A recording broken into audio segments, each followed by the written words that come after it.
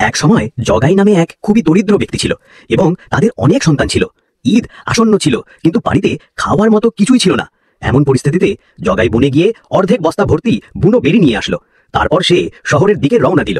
উদ্দেশ্য ছিল সেইগুলো বিক্রি করে বাচ্চাদের জন্য কিছু খাবারের ব্যবস্থা করার। শহরের পুরনো বন্ধুর মাদাইয়ের সাথে দেখা হয়। জগাই বস্তা নামিয়ে বলল, এতে বুনো বেরি আছে, আমি ভাবলাম এগুলো বিক্রি করে দেবো যাতে বাচ্চাদের জন্য খাবার কিনতে পারি। আজ ঈদ এবং ঘরে কিছুই নেই। মাদাই বলল, আমার অর্ধেক বস্তা শুকনো পেয়ারা আছে, ঘরের অবস্থাও একই রকম, চলো আমরা বস্তা বদল করি। দুজনেই বস্তা বদল করে নিজ নিজ বাড়িতে ফিরে গেল। মাদাই যখন বাড়িতে পৌঁছালো তখন সে তার বাচ্চাদের বলল, দেখো বাচ্চারা, আমি কিছু খাবার এনেছি। কিন্তু বস্তা উল্টে দেওয়ার সাথে সাথেই এর থেকে শুকনো নিম ফল বেরিয়ে এলো। মাদাই বলল, ওই জগাই আমাদের সাথে প্রতারণা করেছে, এখন আমাদের তাকে একটা শিক্ষা দিতে হবে।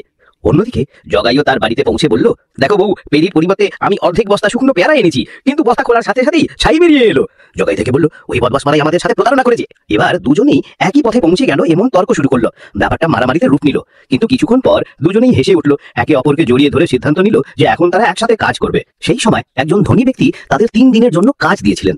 কাজ শেষ হওয়ার পর লোকটি তাদের প্রত্যেককে সোনা ভর্তি একটি প্লেট দিল।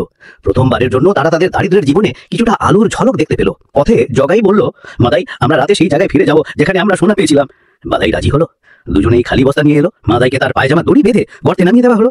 মাদাই দ্রুত বস্তায় সোনা ভরতে শুরু করলো, কিন্তু তারপর তার সন্দেহ হলো এবং ভাবলো যে আমি যদি সোনা উপরে পাঠিয়ে এখানে থাকি তাহলে জগাই পালিয়ে যেতে পারে। তাই মাদাই ভাবলো আমারও বস্তার ভেতরে যাওয়া ঠিক হবে। সে বস্তার ভেতরে ঢুকে চিৎকার করে বলল, টানো। জগাই বস্তা টেনে বনের দিকে দৌড়ে মারলো। ঠিক তখনই বস্তা থেকে একটা আওয়াজ এলো, জগাই, একটু আস্তে, আমি একটু বেশি ভারী। মাদাই বলল, আরে তুমি বস্তার ভেতরে আছো? হ্যাঁ ভাই, আমি ভাবলাম আমি কেন নিচে থাকবো, আমিও এসছি। কিছুক্ষণ পর দুজনেই একটু বিশ্রাম নিতে লাগলো, কিন্তু জগাই নাক ডাকা শুরু করার সাথে সাথেই মাদাই বস্তা তুলে দৌড়ে চলে গেল। জগাইয়ের চোখ খুললেই দেখলো বস্তা আর মাদাই কেউ নেই, কিন্তু জগাই হাল ছাড়ার পাত্র ছিল না। সে একটা কাঠ কেটে তারপর একটা সুতো বেঁধে হাঁটতে হাঁটতে গরুর গাড়ির শব্দ করতে লাগলো। শব্দ শুনে মাদাই থেমে গেল।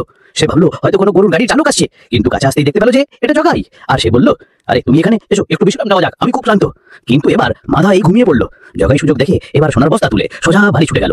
বাড়িতে পৌঁছে সে তার স্ত্রীকে বলল, তাড়াতাড়ি এই সোনা একটি বাক্সে ভরে রাখতে, বেলচা তুলে আমার সাথে কবরস্থানে শুয়ে এসো। দুজনেই কবরস্থানে পৌঁছে গেল। জগাই মাটির ভেতরে শুয়ে পড়লো এবং স্ত্রী তাকে হালকা মাটি দিয়ে ঢেকে দিল।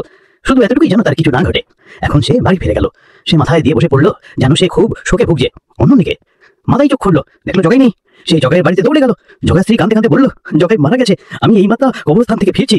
মাদাইয়ের চোখে জল ভরে গেল। সেই বলল, বোন, দয়া করে আমাকে একটা বেলচা দাও, আমি গিয়ে তার কবর সাজিয়ে দেবো, এটা বন্ধুর কর্তব্য। মাদাই সোজা কবরস্থানে গেল।